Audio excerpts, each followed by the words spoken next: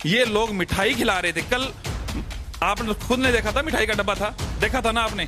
किस वजह से क्या काम हो गया भाई? 9 दिनों से सरकार लोगों को एक खुले छत के नीचे रख रही है, युवाओं को, बेरोजगारों को भ्रमित किया जा रहा है। तो बेरोजगारों की भावनाओं के साथ खेलेगा ना, जो उन गरीबों की भावनाओं से खेलेगा, वो कभी खुश नहीं रह सकता, सुखी नहीं रह सकता। मैं इतना कह रहा हूं आपसे, बहुत मैं कह रहा हूं, उसको अपने आप ऊपर वाला अपने आप सजा देगा, वक्त आने पे अपने आप सजा दे देगा। बेरोजगारों की गुहार अब तो सुनो सरकार। कल रात को एक तांडव हुआ, लेकिन तांडव कुछ और तरीके का था। शायद आज बजट था राजस्थान का। बजट में कुछ मिला भी बेरोजगारों को या फिर यूं ही? सवाल तो बहुत हैं, पूछे किससे? साहब ने प्रेस कॉन्फ्रेंस तो की, लेकिन ज़्यादा जवाब नहीं दिए। मेरे साथ आज 2 युवा हैं जो बेरोजगारों का संघर्ष करते हैं, या यूं कहें कि अपने आप को चमकाने में है, क्योंकि आजकल संघर्ष कम और अपने आप को चमकाने की ज़्यादा चीज़ें चलती है। मैं परिचय करवाऊं, मेरे साथ असलम चौपदार हैं और भरत बेनीवाल जी। असलम जी, पहला सवाल आपसे, आज के बजट में क्या मिला? बजट में अगर युद्ध की बात की जाए तो वही बात है कि जो पीछे के 2 बजट आए थे, जिसमें पहले बजट में 75,000 वैकेंसी कर दी गई के रूप से तल पे बात की जाए। शिक्षा विभाग, अन्य विभाग थोड़ी घोषणा कर दी जाती है, लेकिन उनको टाइम, उनका शेड्यूल तैयार नहीं किया जाता सरकार की तरफ से। पिछली 2 बजट पूरे कर दे तो फिर आज के बजट के बारे में बाद में विचार किया जाए। पिछले 2 बजट में कुछ नहीं मिला है अभी तक। 2 लाइनों में भरत जी बजट को बता दो। जी, बजट में तो देखिए, हर बार जो बजट आते हैं सिर्फ थोथे बजट आते हैं। मूल रूप से जो धरातल पे होता है वो कुछ भी नहीं होता है। सिर्फ और सिर्फ जैसे अब बेरोजगारों की हम बात कर रहे हैं, जैसे अब पहले तो मैं आपको, आप ब्रदर की तरह हैं तो मैं आपको ये बताना चाहता हूं कि मैं खुद चमकने की कभी कोशिश नहीं करता। अगर करना चाहता तो अब तक बहुत आगे होता। ये मेरे साथी भी जानते हैं, और मैंने सड़कों से लेकर सब जगह लड़ाई लड़ी है। और हम लोग इतना ही कहना चाहते हैं सरकार को कि बेरोजगारों के लिए हम ये नहीं कहते कि सरकारी नौकरी से ही रोजगार मिलेगा। रोजगार प्राइवेट सेक्टर में भी मिल सकता है, सब तरीके से मिल सकता है। स्किल्स और सब तरीके का डेवलपमेंट होगा, सब तरीके से मजबूत होंगे। आज आप देखिए बजट के अंदर नर्सिंग कॉलेजों की बात करेंगे, नर्सिंग कॉलेज 25 नर्सिंग कॉलेज नई सरकारी खोलने की बात हुई बजट में। अब पहले से 400 दुकानें चल रही हैं, एक तरीके से 400 दुकानें, यानी 200 तो जीएनएम की कॉलेज, 200 बीएससी नर्सिंग। शिक्षा के मंदिर को दुकान कह रहे हैं। बिल्कुल, ये दुकानें इसलिए हैं क्योंकि उसमें 1-1 लाख रुपए फीस ली जाती है और उसमें डिग्रियां बांटी जाती हैं एक तरीके से, और उनको ना तो रोजगार दिया जाता है। इतने प्रशिक्षणार्थी इन्होंने तैयार कर दिए, आज तक उनके रोजगार की कोई व्यवस्था नहीं है। लोन पे ले लेके बच्चे, किसानों के बच्चे पढ़ाई करते हैं और उनके साथ इतना बड़ा विश्वासघात होता है। उसके बाद जब वो डिग्रियां कर करके निकलते हैं, आज बेरोजगार इतनी बुरी हालत में है कि आज वो अपराध की ओर भागने लग गए हैं, क्योंकि उनके लिए नौकरियां ही नहीं है। ना प्राइवेट सेक्टर में आज उनको 8-8 हजार की नौकरियां मिलती है नर्सिंग वाले छात्रों को। ऐसे ही एएनएम की हालत होने वाली है। एएनएम तो चलो फिर भी कॉलेजेस ज्यादा नहीं है, पैरामेडिकल, फार्मेसी, जितने भी कॉलेजेस हैं सब की यही हालत है। और आने वाले वक्त में अब नई मेडिकल कॉलेज में नर्सिंग कॉलेजेस 25 खोली है इन्होंने, उनमें भी फीस सभी के सभी प्राइवेट कॉलेजों के बराबर है। 50,000 फीस गवर्नमेंट कॉलेज में। फिर काहे की गवर्नमेंट कॉलेज है वो? ये कह रहे हैं गवर्नमेंट, सब में एसएफएस सीटें हैं। सिर्फ एक नर्सिंग कॉलेज है जैसे एसएमएस, उसमें सिर्फ गवर्नमेंट की तरफ से थोड़ा फ्री सी एजुकेशन है एक तरीके से, बाकी सब प्राइवेट की तरह है। एसएफएस सीटें हैं, उनमें ट्यूटर्स हैं, जो प्रोफेसर हैं वो भी सारे एसएफएस की तरह ही आते हैं, और कुछ नहीं है। सब डेपुटेशन पे अपना जुगाड़ बिठा बिठा के, जो कर्मचारी संघों से होते हैं वो लोग अपना जुगाड़ बिठा लेते हैं। जो मजबूत होता है वो अपना मंत्री से सेटिंग होती है जिनकी, वो लोग आके डेपुटेशन पे सेकंड ग्रेड स्टाफ नर्स वाला एमएससी नर्सिंग के का ट्यूटर बना फिर रहा है। तो ये हालात हैं, बहुत बुरी हालात है। और बजट की बात मैं करता हूं, मेडिकल में हालांकि इन्होंने काफी अच्छा दिखाया है बजट, लेकिन केंद्र की आपको बात करूं कि भाई जैसे केंद्र का मामला है, भाई आयुर्वेद के 1,000 जो महाविद्यालय हैं और जो सेंटर्स हैं, सॉरी, उनको प्रमोट किया जाएगा, यूं कहा गया, विकसित किया जाएगा उस बजट के अंदर। और मेडिकल में और भी कई चीजें जैसे, तो उनमें भी कुछ हुआ है, लेकिन वो आयुष्मान भारत योजना वाले ये ले लेते हैं, वो ये राजस्थान आयुष नीति वाले मिला के मिक्स बना के, ये मिक्स वैसा करके पूरा सिस्टम करके, और ये केंद्र वालों से ले लिया, इधर से ले लिया, वैसे कर लिया, इधर वाला कर लिया। इनका खुद का सिस्टम जो है वो मजबूती से ये लोग कहीं भी नहीं रख पाए हैं। इसको अगर आप पूरे बजट को आप देखेंगे तो मिक्सअप होके लास्ट में यही होगा कि उधर से ले लिया पैसा, इधर से ले लिया, बाकी मूल रूप से ये खुद की तरफ से कुछ भी नहीं दे पाए हैं। जो मुख्य चीजें हैं जोधपुर के लिए जरूर हमेशा, स्पेशली जोधपुर भी हमारे भाई बहन ही है, लेकिन क्या और जिले नहीं है राजस्थान में, और क्या जगह नहीं है? कल तक एक बड़ा आंदोलन था बेरोजगारों का, लेकिन आप लोग मूक दर्शक की तरह थे। खुद को बताते तो आप बेरोजगारों के हमदर्द और उनके बीच में हैं, लेकिन आप नहीं थे वहाँ पे। 10 दिन तक आंदोलन चला और रात समाप्त भी हो गया। मांगे माननी है, नहीं माननी है, लॉलीपॉप है, वो जिन्होंने आंदोलन किया है और जो सरकार से वार्ता की है वो जाने। आपके विचार दोनों के जानने चाहूँगा, एक एक करके। देखिए, जो आंदोलन चल रहा था उसमें मेरे मेडिकल फील्ड की भी कुछ बहनों का था। 2013 की जो भर्तियां चल रही थी, जिनका कोर्ट में पहले मामला ये हो चुका है कि सरकार ने जो 2018 में जो भर्ती करवाई है, वो जैसे एएनएम जीएनएम की, तो वो भर्तियों का था, तो उसमें 4500 भर्तियां जो उसी में से कट करके 2018 में जोड़ दी थी इन्होंने। और सरकार कोर्ट में पहले से ही एक तय करवा के आ गई थी कि भाई 2013 की भर्ती पूरी तरह से समाप्त हो चुकी है और उसके बाद इसको जो 2013 भर्ती है इसको खत्म करके हम 2018 भर्ती करा रहे हैं और इन्हीं में से पद कट के 2018 में जोड़ के और फिर करवा रहे हैं। अब बहनों की मांग है कि भाई उसमें वो पदों पे पूरी भर्ती होनी चाहिए और इस तरह। मेरा सवाल ये है, आप नहीं थे वहां। हाँ, मैं आप मूक दर्शक, एक दर्शक की भांति आप सब देख रहे थे, लेकिन उस आंदोलन में हिस्सा नहीं थे। बिल्कुल, मैं उस आंदोलन के जस्ट बराबर में, हमने पैरामेडिकल का आंदोलन किया था, मेरी रैली भी थी, मेरी सभा भी थी। उससे पहले मैं आशा सहयोगिनी बहनों के साथ आंदोलन पे बैठा था। उससे पहले मैंने सीएचओ की भर्ती के लिए महापड़ा उसमें आशा सहयोगिनी वाले में क्या निकला? उसमें हमें आश्वासन मिला था कि भी बजट में काफी कुछ होगा और बजट में होगा, प्लस केंद्र से जो 60-40 का जो रेशियो है हम जुड़वाने का काम करेंगे। आशा सहयोगिनी बहनों के लिए 60-40 का, जैसे केंद्र 60% देता है और 40% राजस्थान देता है, तो अभी तक 60% केंद्र से नहीं मिल रहा था। उन्होंने ऐसा कहा था, 2700 रुपए उनकी सैलरी है, तो जो 60% मिलना था उसके लिए इन्होंने पत्र सरकार को लिख दिया कि भी 60% दिया जाए, तो वो 6200 से 6300 कर दिया जाएगा। तो ये बात थी। और मूक दर्शक की बात मैं ये बताना चाहता हूं कि जो बेरोजगारों के जो मुद्दे उठाए जा रहे थे वो मूलतः एक तरीके से उठाए जाते हैं। 50 भर्तियों को आप लेके बैठ रहे हैं, कोई आप मुख्यमंत्री हैं जो एक कैबिनेट की बैठक बुला के और तुरंत प्रभाव से सारी भर्तियों का एक साथ में समाधान करा देंगे या कुछ और करा देंगे। वहां पे जो वहां पे मुद्दा उठना चाहिए था 2013 एएनएम जीएनएम की भर्ती का, जो लैब असिस्टेंट वाले जो भाई लोग बैठे थे, जो कुछ 1-2-3 भर्तियों के साथी और बैठे थे, उनका मुद्दा उठता ही नहीं है। और जो और 500 भर्तियों को और जोड़ के आप करवाना चाहते हो, मैं एक भर्ती लेके बैठा बीच में, वो सॉल्व किया। सीएचओ की भर्ती मैंने कंप्लीट करा ली, सारी भर्ती मेरे मेडिकल फील्ड की लाइन वाइज मैं पूरी करवाता जा रहा हूं। हम लोग उतना ही लेते हैं जो हमारा लक्ष्य होता है कि ये एक इतनी भर्ती हमसे सिमट सकती है। ऐसे तो हम भी सीएस साहब से डायरेक्ट मिल रहे हैं रोज, ऐसा कोई दिन नहीं है कि जिस दिन हम टॉप अधिकारियों से नहीं मिलते हो, हमारी वार्ता नहीं, और जो हम बोलते हैं वो लगभग होता भी है। अधिकारी साथ भी देते हैं, सभी लोग भी साथ देते हैं, आंदोलन भी अच्छे किए हैं, बड़ी। असलम जी, आपका जवाब थोड़ा लंबा हो जाता है। असलम जी बताइए, जो सवाल वही है। जो आंदोलन को लेके आप बात रख रहे थे, जो आंदोलन चल रहा था 5-7 दिनों में, पहले तो मैं बता देता हूं, मैं मूक दर्शक नहीं था। एक बीएड बीएसटीसी विवाद चल रहा है पूरे राजस्थान में, जिनका मुख्य रूप से अपनी सरकार ने इस विवाद को जन्म दिया है। एनसीटी की जो नई गाइडलाइन आई है उसमें लेवल प्रथम में बीएड वाले शामिल हो रहे हैं। 21 राज्यों के नोटिफिकेशन में शामिल हो चुके हैं। इसमें सुप्रीम कोर्ट भी जजमेंट कर चुका है उत्तर प्रदेश के मामले में, और नियुक्तियां भी हो चुकी है। इस मामले में राजस्थान में बाहर कर दिया, तो मैं उस कोर्ट प्रोसेस में लगा हुआ था। राजस्थान में लेवल प्रथम में बीएड वाले को शामिल किया था, उसमें लगा था। मेरा जोधपुर का टूर भी था, चूरू का भी जाना पड़ा था मुझे, उस वजह से मैं 5 दिन से। दूसरा, मैं ये देख रहा था कि आप जो कह रहे मूक दर्शक नहीं था। मैं ये सोच रहा था कि कहीं ना कहीं आंदोलन में युद्ध का भला हो जाए। कहीं ना कहीं ये आंदोलन नहीं था, एक तरीके से षड्यंत्र था। जो आंदोलन का जो नेतृत्व कर रहे थे उन लोगों ने आज से 1-1.5 महीने पहले उन्होंने कमिटमेंट किया था कि हिंदुस्तान की कोई ताकत बीएड को लेवल प्रथम में शामिल नहीं कर सकते। नाम लेके बताएंगे? नाम आप समझ रहे हैं, सभी जनता जानती है। नाम आप बोल ही दीजिए ना। नाम वो खुद दुनिया जान रही है। जो नेतृत्व कौन कर रहा था सभी को पता है। उन्होंने, मुझे नहीं पता, मुझे तो वहां सारे नेतृत्व लग रहे। वेट करें आप, थोड़ा सा वेट करें। उन्होंने स्पष्ट तौर से कहा था कि हिंदुस्तान की कोई ताकत बिठा नहीं सकती, और उन पे उन्होंने कई लोगों को भड़का के कई बच्चों पे लाठीचार्ज भी करवाया। आरोप बड़े हैं। सभी को पता है, ये ऑन रिकॉर्ड है।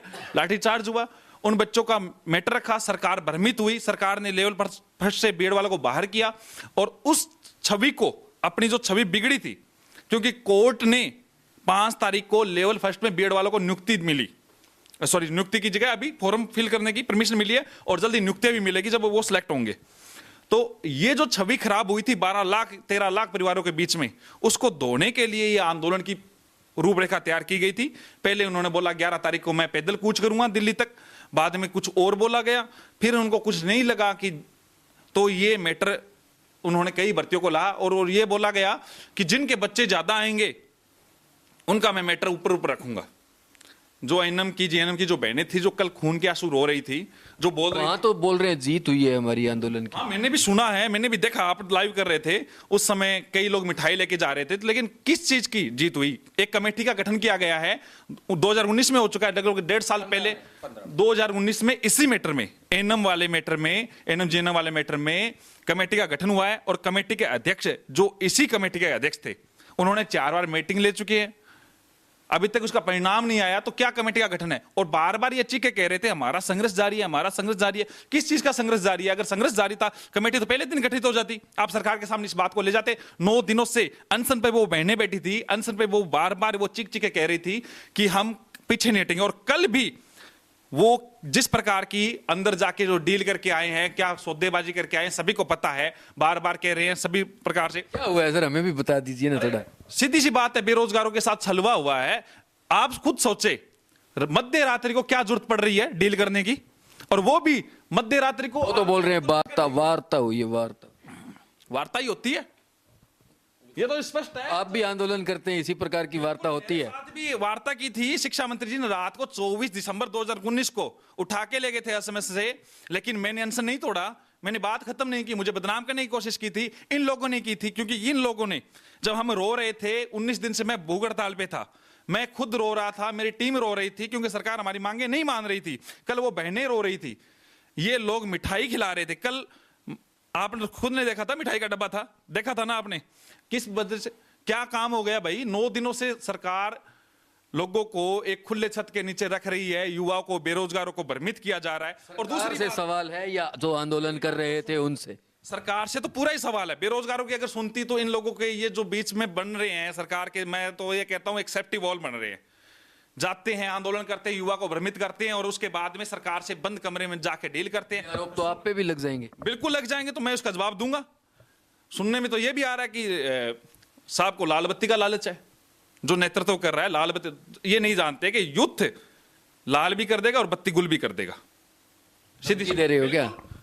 बिल्कुल, अगर मैं गलत करूंगा तो मैं भी इसका भुगतभोगी हूंगा। मैंने स्पष्ट किया है हर चीज में, चाहे वो कोई भी मैटर है, इस चीज को लेके गया था। और दूसरी बात, एक और इस आंदोलन में जो बू आ रही थी, मुझे लगा जो बार बार युवा को जोड़ने के लिए, सरकार को तो टारगेट में रहेगी, ये तो कन्फर्म है, युवा को जोड़ने के लिए इन्होंने जो एक दांव खेला उपचुनाव का, चलो बढ़िया बात है, उपचुनाव होना चाहिए, युद्ध की भागीदारी भी होनी चाहिए, लेकिन बेरोजगारों के नाम पे 4 सीटों पे आप कैंडिडेट उतारते हो, वो भी ठीक है, उतार रहे हो क्योंकि आपको राजनीति चमकानी है, बेरोजगारों को भला थोड़ी करना है, वरना 4 एमएलए मैं ला दूं। तो सरकार को ताकत दिखा रहे हैं। नहीं, ताकत दिखा दो ना। अब इन्होंने पहले भी ताकत दिखाई ऐसी, इन्होंने कई बार उपचुनाव में, केकड़ी विधानसभा के उपचुनाव में इन्होंने अपना कैंडिडेट उतारा, खुद उतरे थे अलवर से जो एमपी का चुनाव में, और बाद में डील वील करके इनको पूछो क्या मिला क्या नहीं मिला, कितने डील की, और अपना नॉमिनेशन वापस लिया। अगर हिम्मत है तो मैं दावे के साथ कहता हूं, ये 4 उपचुनाव है, अपना कैंडिडेट उतारे, ये खुद उतरे। जो कैंडिडेट तो बेरोजगारों को भला बुरा करके, ये इधर उधर की बातें करके, हमारा कैंडिडेट उतर रहा है साहब, ये उतर रहा है, वो उतर रहा है, आप सभी जानते हो, बेरोजगार को गुमराह करके मुझे चुनाव में ये चाहिएगा वो चाहिएगा, ये बार बार कह रहा है ना, कोई 10 गाड़ी ला देगा, 20 गाड़ी ला देगा। अरे गाड़ी ला देगा, गड़िया ला देगा, जो अलग बात है। चुनाव में अगर आप फैत की बात करो, क्यों गाड़ी की जरूरत पड़ी? आप अगर सही चेहरा हो, अगर बड़े हैं, नहीं क्या बात सही है, चुनाव बेरोजगारों के नाम पे क्यों? बेरोजगार, आप करो काम, चुनाव लड़ना है तो आप पार्टी स्टैंड करें। आप सरकार से काम कराना चाह रहे हो, आप आंसू बहा रहे हो, टिकैत बनने की कोशिश कर रहे हो, रियल में डकैत हो। सच बात है, बेरोजगारों के रूप में आप सेफ्टी वॉल के रूप में काम कर रहे हैं। आप अभी भी संभल जाए, मेरी ये चेतावनी है। अगर आप लोग, जितने भी लोग आपको सुन रहे हैं, ये चेतावनी है कि आप समझ जाए, जो आंसू बहा रहे हो और चेतावनी दे रहे हो, अरे जिसके आंसू निकलते हैं उससे चेतावनी नहीं दी जाती है। और लास्ट टाइम में जब कल आपका डेलीगेशन उनका वहां से आया है, मंत्री जी के वहां से, मंत्री जी गाड़ी में बैठे हैं और उन बहनों को कहते हैं मैं आपके साथ हूं, आप जो कहोगे वो, मैं तो ये कराया, आपका आदमी साथ थे, मुझे बीच में मत लो। आपने लाइव चलाया, सभी के सामने ऑन रिकॉर्ड पड़ा है। जब वो बहनें कह रही है हम, तो आपका भी लाइव चलाएंगे। बिल्कुल, वो बहनें कह रही थी, मैं कहता हूं पूरा पारदर्शिता से चलाए। मैं तो इस डिबेट जो आप कह रहे थे, मैं सोच रहा था लाइव चलाए, ताकि मैं कोई कट शॉट वगैरह कुछ ना हो।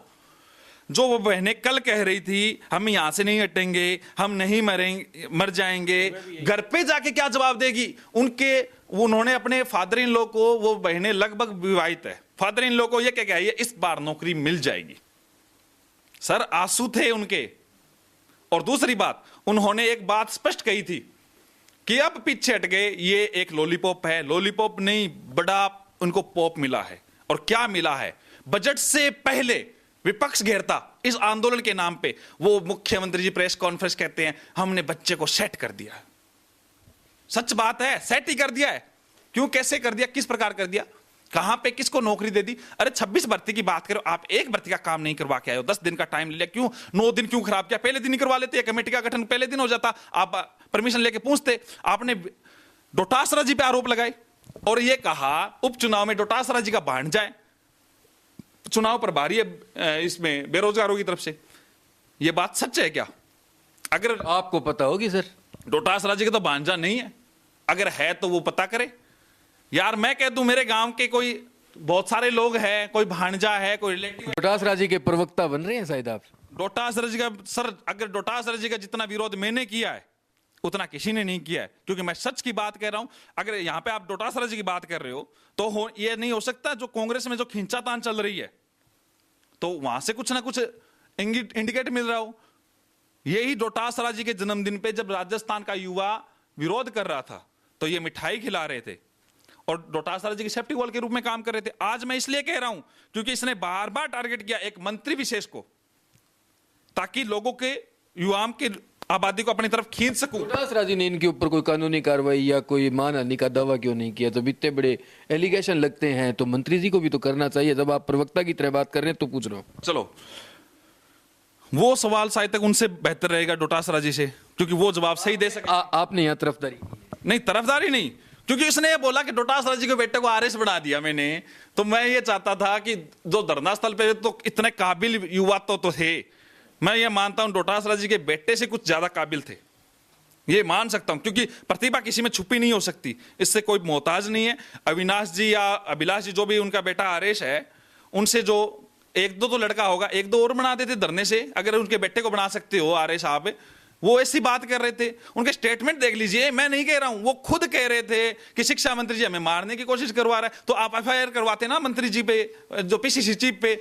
तो जो खींचातान का, बेरोजगारों को तो लॉस हो रहा है ना इस चीज का। आप लोग जो कह रहे हो सरकार पे झूठा झूठा आरोप लगा रहे हो, फिर सरकार से ये कह रहे हो उपचुनाव करवा रहे हैं, हम बेरोजगार उपचुनाव करेंगे, जवाब दे देंगे, फिर कहते हैं हमें कमेटी चाहिए, हमें वार्ता के लिए बुलाइए। आप सकारात्मक काम करते ना सरकार की तरफ से, आप सरकार की तरफ पहले भेजते, पहले दिन से आप भेजते इस बात को, और बार बार इस चीज को लेके खराब हो रहे हो। सबसे ज्यादा बेरोजगार तो शायद पत्रकार है आज के जमाने में। गोदी मीडिया की बात नहीं करता। आर्थिक मंदी का दौर है, थोड़ा सा अर्थव्यवस्था को भी कंट्रोल करना पड़ता है।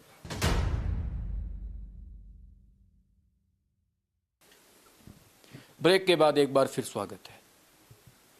लोग वही हैं, मुद्दे भी वही है। ब्रेक से पहले जो सवाल इन्होंने दागे हैं उसका जवाब भी लेंगे, हो सकता है आ जाए। बाकी आंदोलनजीवी लोग हैं, फिर कभी कहीं ना कहीं मुलाकात हो ही जाएगी, जैसे इनसे हो गई। इनको बुलाया था हमने, सवाल थे मन में, पूछ ही लेते हैं। भरत जी, जो कल का एपिसोड है, जो एक युवाओं का तांडव के रूप में बोला जा रहा था कि युवा तांडव करेंगे अगर लिखित में नहीं होता है या और नहीं होता है, तांडव हुआ नहीं। कारण क्या था? कारण तो यही था कि भाई अब कोई ना कोई बात तो, अब ये इतनी इजीली सहमति कैसे हो गई, और एक ऐसे वक्त पे ये आंदोलन होना कि जिस वक्त अभी मंत्रिमंडल का गठन होना है, आयोगों के चेयरमैन बनने हैं, और काफी समय से धन्यवाद ही चल रहा है कई नेता लोगों का, और वही लोग अचानक से आंदोलन पे बैठ जाते हैं। क्या पता भाई सरकार से इनकी पहले से कोई बात हो, कुछ और हो। पहली बार ऐसा आंदोलन देखा मैंने जिसमें सोनिया गांधी जी, राहुल गांधी जी की भी फोटो लगी हुई थी, वहां पर सभी की ऊपर से लेकर नीचे तक फोटो लगी हुई थी। मेरा आंदोलन में आज तक किसी व्यक्ति का, एक भी व्यक्ति की ना तो एंट्री हुई हम लोगों की, और ना ही कोई किसी राजनीतिक व्यक्ति की फोटो रही। हमारे तो एक ही दो ही आदर्श हैं जो मुख्य रूप से जो हमारी आजादी के वक्त थे, भगत सिंह है, चंद्रशेखर आजाद है, बड़े बड़े जो जिन्होंने देश के लिए, आजादी के लिए लड़ाई लड़ी, वो लोग हमारे हैं। तो मैं ये कहना चाहता हूं कि भाई जो ये आंदोलन था, ये आंदोलन जो मूल रूप से जो लोग वहां बैठे थे उनकी मांगे तो कहीं आमने सामने नहीं आई। कई भर्तियां, रिक्त पदों पे भर्तियां करवाई जाएं, ये करवाया जाए, वो करवाया जाए। जो बेचारे वहां, जो वास्तव में रियल में जो पीड़ित बच्चे वहां बैठे थे और जो जिनका वास्तव में कुछ होना चाहिए था, उन लोगों की मांग तो पूरी तरह से गौण हो गई उस मुद्दे में। और आज सुबह कुछ बहनें मेरे को मिली जो एएनएम थी, और उन्होंने कहा कि वास्तव में हम लोगों को घर वालों को क्या जवाब दें। यूं कहा था कि भाई हम लोग कैसे भी करके, रात को वो हमारे डिबेट में भी बोल रहे थे, जब हम लाइव कर रखा था तब वो महिलाएं यही बात बोल रही थी। लेकिन कहीं ना कहीं उनके ऊपर भी तो प्रेशर था। बिल्कुल उन पे भी प्रेशर था। लेकिन एक चीज बताइए, आज बजट पेश होना है और कल रात को समझौता होना, ये एक थोड़ी सी सोचनीय बात है। समझौता तो आप आंदोलन करते हैं, कैसे होता है आप बता दीजिए। नहीं, समझौते देखिए होते हैं, लेकिन सरकार से पूरी मांगे पूरी होने के बाद सारी बातें होती हैं। भाई समझौते इस प्रकार से कि भाई जो लिखित की उन्होंने जो उनकी मांग थी पूरी कि भाई लिखित में मिलेगा तो ही, हमें पता था लिखित में नहीं मिलेगा, और लिखित में कोई सरकारें बहुत कम देती भी बहुत कम है, ये सच्चाई आप भी जानते हो और मैं भी जानता हूं। लेकिन कुछ ऐसे इंडिकेशन सरकार की तरफ से आ जाते हैं कि भाई इनका कुछ करेंगे हम लोग।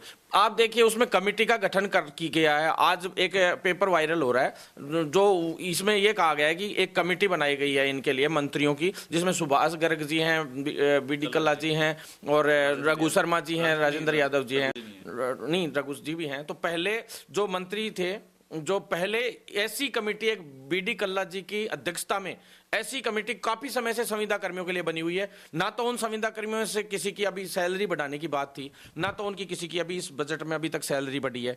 और 1 अप्रैल से बात हुई थी कि उनकी सैलरी बढ़ाई जाएगी, उनके नियमितीकरण की भी मांग थी और कुछ अन्य मांगे भी थी। तो उन मांगों को लेकर काफी समय से उस कमेटी में सिर्फ गोलियां ही गोलियां दी जा रही हैं, आज तक उसका कुछ नहीं हुआ। ऐसी एक कमेटी सेम टू सेम यही कमेटी पहले बनी हुई थी, और उन बहनों का भी यही कहना था कि ऐसी कमेटी तो हमारी बहुत पहले से बनी हुई है, ऐसी बनने से हमारे फायदा क्या है, बार बार हमें बुलाएंगे, 10-10, 20-20 दिन में मीटिंगें होंगी और फिर मीठी गोली दे के फिर वापस से बिठा दिया जाएगा। इसी प्रकार से होता है। तो उसमें एलए वाले भाई लोग भी बेचारे बैठे थे जो काफी समय से पीड़ित है। मतलब ये हालात हैं कि भाई जो भर्तियां जितनी थी उनमें जो वंचित लोग थे उन लोगों को इन्होंने इस तरह से बुलाया, क्योंकि इनसे बेरोजगारों की भीड़ तो कभी इकट्ठी हुई नहीं जैसे हम लोग करते रात दिन। मैंने 10-10, 15-15 हजार बेरोजगार, इंडिया की सबसे बड़ी रैलियां बेरोजगार की मैंने की है, टॉप से टॉप रैलियां, यूट्यूब पे भी पड़ी, सारी जगह पे पड़ी है मेरी।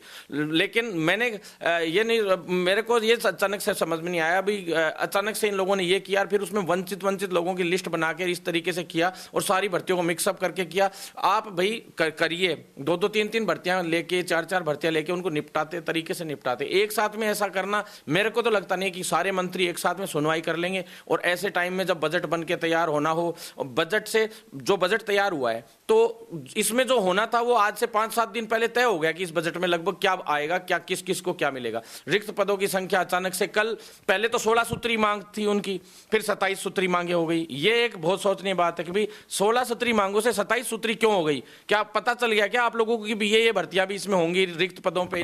मैंने यही सवाल उपेन्द्र यादव से पूछा था। उस आंदोलन में जो मुख्य नेतृत्व के लोग थे उनमें उपेन्द्र यादव भी था। मैंने उनसे पूछे थे ये सवाल, उनका जवाब था कि कुछ और लोग आ गए थे। हो सकता है आप लोगों ने न सुनी हो, आपके लोग ही वहां चले गए हो।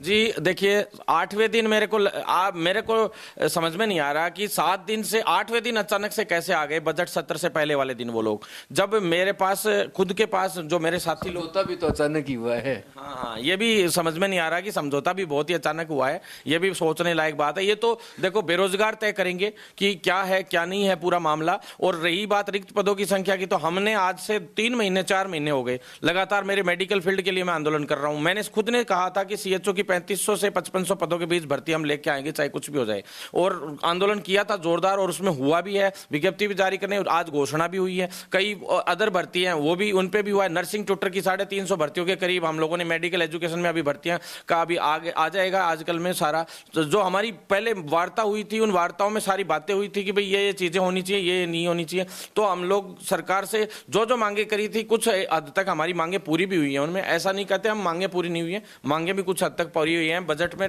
ठीक ठाक है, कुछ चीजें हैं, लेकिन ये सरकार ने जो 50,000 नई भर्तियों की बात करी है इसमें, तो उस 50,000 भर्तियों में भी जो पुरानी भर्तियों को, जैसे सीएचओ की 11,000 भर्तियां जोड़ी हैं, तो 7810 की एक भर्ती हो गई, और उसमें 3500 की जो एक भर्ती नई होनी है अभी, उसको जोड़ के इन्होंने वापस से 11,000 दिखा दी। सरकार को केवल उसमें 3500 दिखानी चाहिए थी, और जो उसके लिए अभी ब्रिज कोर्स 1 तारीख से शुरू हो जाएगा, ट्रेनिंग जो है उसकी सीएचओज की, तो वो पहले की भर्ती थी। तो इस प्रकार से इन्होंने नई भर्तियों में पैरामेडिकल की 2,000 के करीब भर्तियां, जैसे 2 से 2,500 भर्तियां सारी ईसीजी की सभी की मिला के, तो इनको भी उसमें मिक्सअप कर दिया, उनको भी जोड़ दिया। जो पुराने बजट आप लोग वो क्यों जोड़ते हो? आप नई भर्ती का बताइए ना। हर बार भर्तियों की घोषणाएं हो जाती है, कुछ भी भर्तियां नहीं दी जाती है। और प्राइवेट सेक्टर में भी जैसे सैलरी मैटर है, बेचारे बच्चों को 8-8, 10-10 हजार प्राइवेट हॉस्पिटलों में मिलते हैं, चाहे वो गार्ड ले लो, एक वार्ड बॉय ले लो। वार्ड बॉय की भी हमने मांग की थी कि 6,000 के करीब इनकी वार्ड बॉयज की भी भर्ती होनी चाहिए। बेचारे ठेका कर्मी इतने परेशान रहते हैं मेडिकल के हॉस्पिटलों में, भाग भाग के स्ट्रक्चर ले लेके भागे, कभी कुछ करते हैं, कभी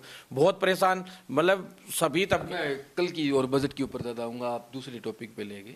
समय का अपनी सीमा होती है। असलम जी, बहुत कम समय है अपने पास अभी आज की वार्ता में, 2 शब्दों में जो आपके मन की बात है, क्यों मोदी जी की तो बहुत सुनते हैं हम, आपकी भी सुन लेते हैं। सर, अभी भरत जी ने बोला था कि ये बहुत सारे मुद्दे लेके चले गए कल के आंदोलन को लेके। सर, इनका आज का नहीं है, सिस्टम पुराना है। ये क्या करते हैं कि जितनी भी आप तो गोलियां दाग रहे हैं। बिल्कुल मैं सच कह रहा हूं, क्योंकि युवा भ्रमित हो रहा है सर, इसको बचाना बहुत ज्यादा जरूरी है। ये क्या करते हैं, 20 भर्तियों का नाम ले लेते हैं, फिर कोई ना कोई भर्ती पाइपलाइन से निकलती है, एक प्रोसेस से निकलती है, और फिर ये कहते हैं पुरानी भर्ती का वो मैटर उठा के लेके आते हैं, हमारा प्रयास सफल हुआ। 31,000 पदों की रीट की जो भर्ती थी, जो हमारे फर्स्ट ग्रेड के आंदोलन के दौरान थी, उस आंदोलन की रात को शिक्षा मंत्री ने दिया, लेकिन उन्होंने क्या किया, हमारा प्रयास था, मिठाई लेके पहुंच गए। सरकार ने उस आंदोलन के दबाव में निकाली थी, लेकिन उन्होंने क्या किया, हमारा प्रयास सफल हुआ। ये सफल के नाम से बहुत सारे बेरोजगारों को असफल बना रहे हैं, गुमराह कर रहे हैं, बार बार उनको लूटने का काम कर रहे हैं। और सबसे बड़ी बात, इन्होंने यहां पे धरने पे जिन लोगों को बिठाया, जिन लोगों को बुलाया, उनके साथ ही विश्वासघात किया। यह सवाल मेरा नहीं है जो मैं अब आपके सामने रख रहा हूं। वहां कल हमने भी दिखाया था, कुछ लोग बोल रहे थे, नहीं बोल रहे थे, हमारे ऑन कैमरा बोल रहे थे, बोले हम इस लॉलीपॉप से खुश नहीं है। अरे साथ में ये भी पूछा था उन बहनों ने कितने में बिके, आपने भी सुना होगा। नहीं, मैंने नहीं सुना सर। उन्होंने बार बार पूछा, मेरे पास भी मिल जाएगा कि क्या सौदा हुआ है, कितने में, बजट से पहले कितना बजट मिला, ये सवाल था। एक सवाल आपसे पूछ लूं, बिल्कुल अवश्य। अगर आप उस नेता की जगह होते तो आप कितने लेते? सर, उस नेता की जगह होता तो मैं, मेरी जो हड्डियां हैं वो तोड़वा सकता था, पर हौसले नहीं गिरा सकता था। मैं वहीं पे रहता, उस धरने को खत्म नहीं करता, वहां पे बैठता। आज विपक्ष जब बजट पे हंगामा खड़ा करता तो मैं ये कहता, विपक्ष हमारे लिए सुन रहा है। उस सरकार को मैं बजट के दौरान भी घेरता। और साथ में आज जो रात को बहनें मना कर रही है, आंदोलन किसका था? उन बहनों का ही तो था, जिसकी वजह से आपको सेफ्टी वॉल बने हुए थे। परमिशन तो आपको 1 दिन की थी। उन बहनों की वजह से सरकार संवेदनशीलता का परिचय देते हुए उनको कोई लाठीचार्ज नहीं किया, कोई मुकदमा नहीं किया, कुछ और नहीं किया। उन बहनों ने मना कर दिया था, हम आंदोलन खत्म नहीं कर रहे हैं। फिर मीडिया में कैसी बाइट, किस प्रकार की बातें निकल के आई कि आंदोलन खत्म ले लिया, आंदोलन वापस ले लिया। अचानक आंदोलन नहीं, इन्होंने आंदोलन खत्म नहीं, आंदोलन स्थगित की। अब मुझे बताइए, स्थगित या खत्म, आप बताइए। खत्म ही हो गया आंदोलन, अब आप बताइए ना। भीड़ दोबारा नहीं आती। अरे विश्वास टूटा है ना, कितनी भावनाएं बही है। मेन बात ये है ना, उन बहनों के साथ जो खिलवाड़ हुआ है, उन बेरोजगारों के साथ जो इनको सुन रहे, ये एक बार लोगों को मीडिया के फेम में दिखा रहे हैं। खास तौर से सर, एक और बड़ी चीजें हैं, कई मीडिया कर्मियों को भी गुमराह कर देते हैं। और सबसे बड़ी बात ये है, मीडिया तो वही दिखाती है जो दिखता है, और कई बार ऐसा भी होता है जो पर्दे के पीछे हो रहा है। गोदी मीडिया बहुत कुछ दिखा देती है। बर्जी, आपसे सवाल लास्ट, बिल्कुल इसके ऊपर ही बोल दीजिए। बिल्कुल, मैं इतना ही कहना चाहूंगा कि मैं मेरे बेरोजगार साथियों के लिए आज से नहीं 7-8 साल से संघर्ष कर रहा हूं, और आज तक 1 रुपया किसी से चंदे का नहीं लिया, कभी जीवन में 1 रुपया चंदे का नहीं लिया। खुले चैलेंज के साथ कह रहा हूं। दूसरी बात, आज तक जो बेरोजगारों की भावनाओं के साथ खेलेगा ना, जो उन गरीबों की भावनाओं से खेलेगा, वो कभी खुश नहीं रह सकता, सुखी नहीं रह सकता। मैं इतना कह रहा हूं आपसे, बहुत मैं कह रहा हूं, उसको अपने आप ऊपर वाला अपने आप सजा देगा, वक्त आने पर अपने आप सजा दे देगा। और मैं उससे भी ये कहना चाहता हूं कि तू एज ए ब्रदर की तरह ही है, हम तेरे को ये नहीं कह रहे, लेकिन कम से कम इन बेरोजगार भाइयों के साथ खेलना बंद कर दे या इनके लिए लड़ना शुरू कर दे, एक काम शुरू कर दे। अगर इसी तरह से अगर चलता रहा तो मैं कहता हूं कि इस राजस्थान में और राज्यों में तो अभी बेरोजगारों के साथ ऐसा कोई खिलवाड़ हो नहीं रहा। मैं कह रहा हूं, खुली चुनौती दे रहा हूं कैमरा के सामने कि बेरोजगार तो करेंगे नहीं करेंगे, मैं जरूर इलाज कर दूंगा और जोरदार वाला कर दूंगा। और खुले आम बोल रहा हूं मैं कि मैं किसी बेरोजगार के साथ धोखा नहीं होने दूंगा। आर पार की लड़ाई लड़ेंगे, बिल्कुल बेरोजगारों के लिए लड़ेंगे। और तेरे को जो बेरोजगार जो लीडर बन के घूम रहा है तेरे को साथ आना है, आ सभी का साथ दे, हम भी साथ देना चाहते हैं सबका, लेकिन बेरोजगारों के दिलों से ऐसे मत खेलो। एक दिन बेरोजगार तुमसे जवाब मांगेगा और वक्त आने पर, वक्त सबका आता है, वक्त सबका आता है, और बेवकूफ बनाने वाले थोड़े दिन तो बेवकूफ बनते हैं, ऊपर से नेताओं से सबसे बोले, कांग्रेस कहती है मैं ये कर दूंगी, बीजेपी कहती है मैं ये कर दूंगी, लेकिन जब लास्ट का साल आते, जब पता चलता है कि इन्होंने तो कुछ नहीं किया, तो दूसरी पार्टी को भी वोट देते हैं और उसको भी देते हैं। तो सब समझदार है जनता, वक्त आने पर इलाज भी करती है और तुम्हारा भी इलाज कर देगी, बहुत जल्द इलाज कर देगी। तुम अपने सिस्टम से चलो, फायदे में रहोगे, बेरोजगारों के को गुमराह मत करो, इतना ही कहना चाहता हूं। और छोटी मोटी आवाज भी उठाई होगी कहीं पे, तो उसके लिए मैं तो इतना ही कहूंगा कि भाई आपके लिए धन्यवाद, लेकिन बेरोजगारों की छोटी मोटी मांगे उठाकर आप गुमराह करके उनके साथ दिलों से खेलोगे तो ये हम कतई बर्दाश्त नहीं करेंगे, और वो बेरोजगार साथी भी बिल्कुल बर्दाश्त नहीं करेंगे। इतना ही कहने के साथ मैं सरकार से भी इतना ही चेतावनी देना चाहता हूं कि हम लोगों की जो मांगे हैं, हमारे जो बेरोजगारों की जो डिमांड्स है, मेडिकल के हो चाहे किसी भी विभाग के हो, सबकी पूरी करे सरकार जल्द से जल्द। नहीं तो सरकार को ये तो कुछ नहीं है, महापड़ाव और ये 7-8 दिन का तो कुछ नहीं है, बहुत बड़ा कुछ कांड भी हो जाएगा, कोई बड़ी बात नहीं है। और हम तैयार बैठे हैं हर तरीके से लठ बजाने के लिए सरकारों से। बहुत बहुत धन्यवाद असलम जी और भरत जी। बातें बहुत हुई है, निष्कर्ष नहीं निकलते हैं तो डील हो जाती है। आरोप लगे हैं, आरोप में कितना दम है हम नहीं कह सकते, हम थे नहीं मीटिंग में। अगर हमें लाइव करने दिया जाता तो हम सारी बातें दुनिया को बता देते, लेकिन क्या करें, मजबूरियां होती है, शायद उनकी भी कोई मजबूरियां, लेकिन बेरोजगारों की मजबूरियों को ना सरकार सुन रही ना कुछ और।